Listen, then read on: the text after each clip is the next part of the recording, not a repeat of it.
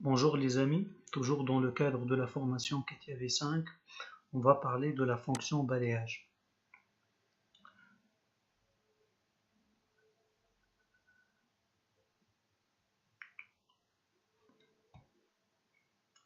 Donc, dans d'autres vidéos, on a parlé du type explicite, ici, du type segment et du type cercle.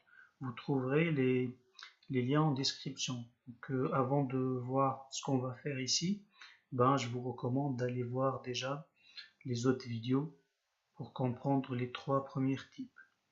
Donc pour cette quatrième vidéo de balayage, on va parler du type conique. Donc ici on a plusieurs sous-types, 2 courbes guides, 3 courbes guides, 4 courbes guides, 5 courbes guides.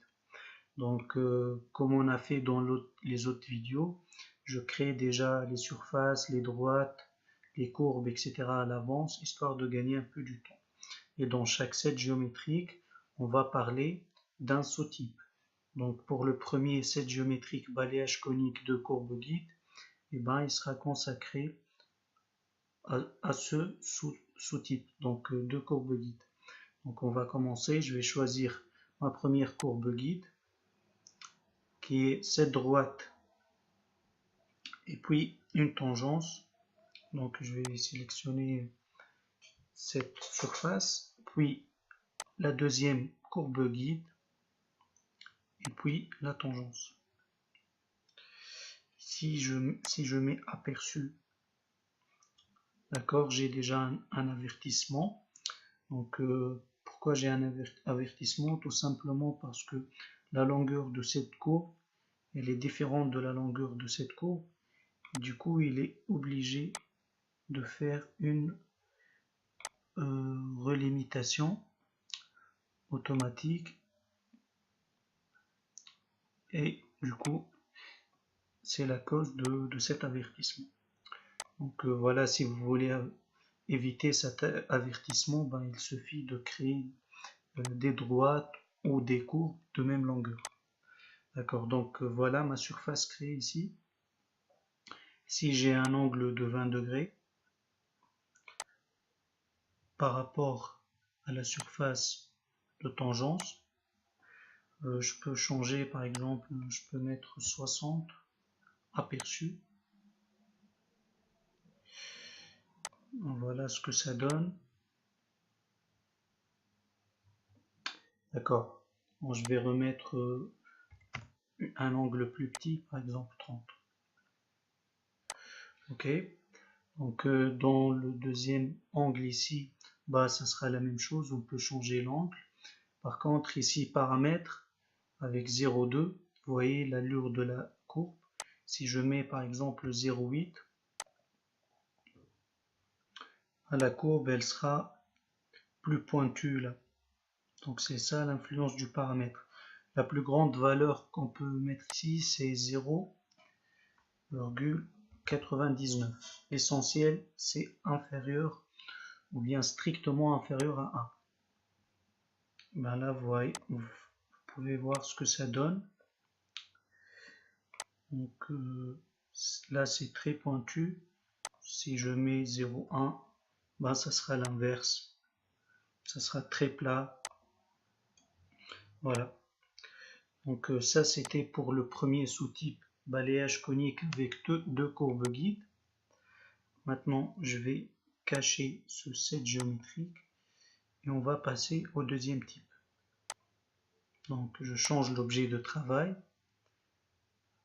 Ici j'ai déjà créé deux surfaces, deux droites ici sur les surfaces et une droite ici au milieu. Donc on va passer au balayage avec trois courbes guides.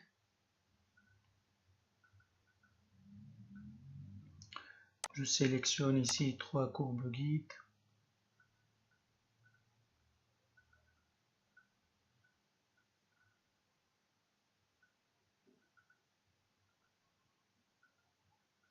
D'accord. Donc la première courbe guide, ça sera celle-ci, tangence avec cette surface. La deuxième, ça sera cette courbe guide là, tangence avec Par contre, ah non, la deuxième, ça sera celle-ci, parce que c'est là qu'on a une tangence. Donc, je choisis cette courbe et puis la tangence. Voilà. Donc, si je fais aperçu, toujours l'avertissement, ce sera la même raison. Donc, on a des courbes qui n'ont pas de même longueur. Ici,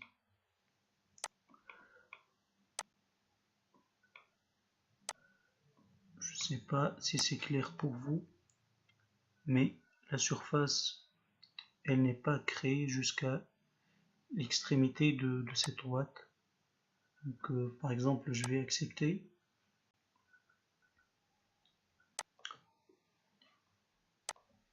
Je vais colorer cette surface, par exemple, en mauve. Et maintenant, je vais vérifier. D'accord, balayage.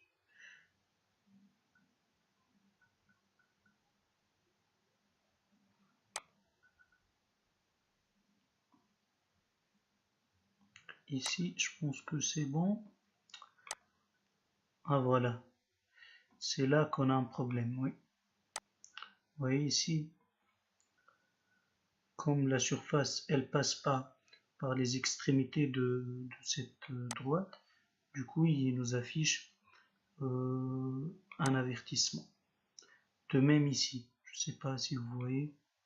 Donc l'essentiel, c'est ça la cause de l'avertissement, mais ça n'influe pas sur le résultat. Vous pouvez voir ici, j'ai créé la surface sans problème.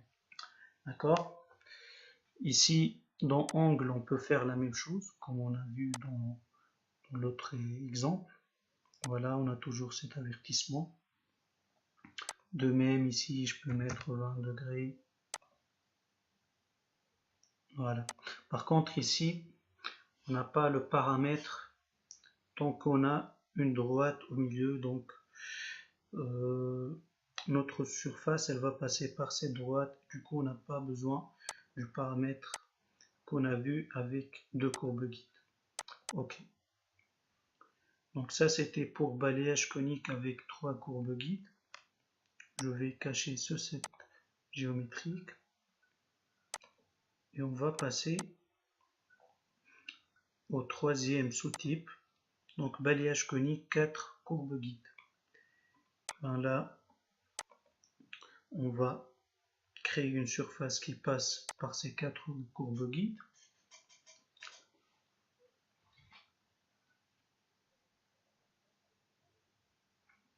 Donc je mets 4 courbes guides.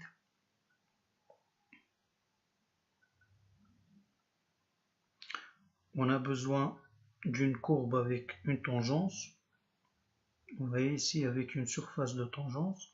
Pour le reste, courbe 2, 3 et dernière courbe, on n'a pas besoin d'une surface de tangence. C'est pour ça, pour les autres droites, je ne crée pas de surface. Donc je sélectionne la courbe guide, la tangence, et ici, il suffit de sélectionner les différents courbes guides. Voilà. Donc là, je fais un aperçu. Toujours l'avertissement, c'est le même problème parce que là, vous voyez ici, la surface, elle passe pas par toute la droite. Mais voilà, ne vous inquiétez pas, ça n'influe pas sur le résultat. Ok. Voilà, j'ai créé des surfaces sans problème. Maintenant, on va passer au dernier type, plutôt sous-type. Donc, balayage conique, 5 courbes guides.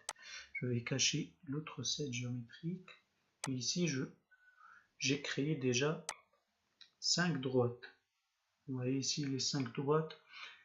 Et je vais donc appliquer le balayage conique avec 5 courbes guides.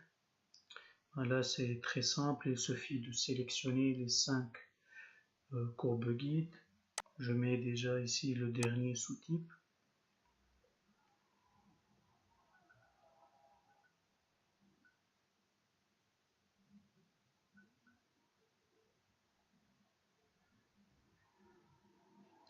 D'accord. Donc 1, 2, 3, 4 et dernière courbe guide. Voilà mes 5 courbes guides aperçues. Avertissement comme toujours. Donc voilà ma surface qui vient de se créer. Par contre, dans ce cas-là, moi personnellement, je préfère utiliser une autre fonction. Donc je préfère utiliser cette fonction. Pardon, la fonction multisection et non pas remplissage. Donc plutôt cette fonction multisection.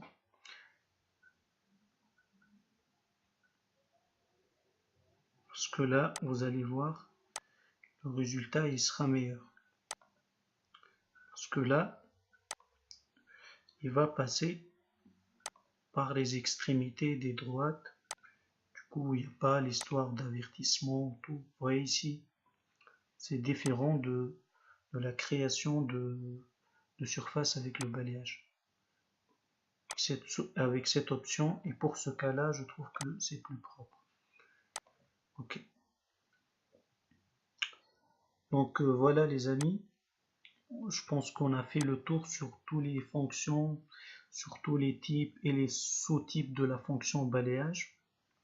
Donc j'espère que c'est clair pour vous.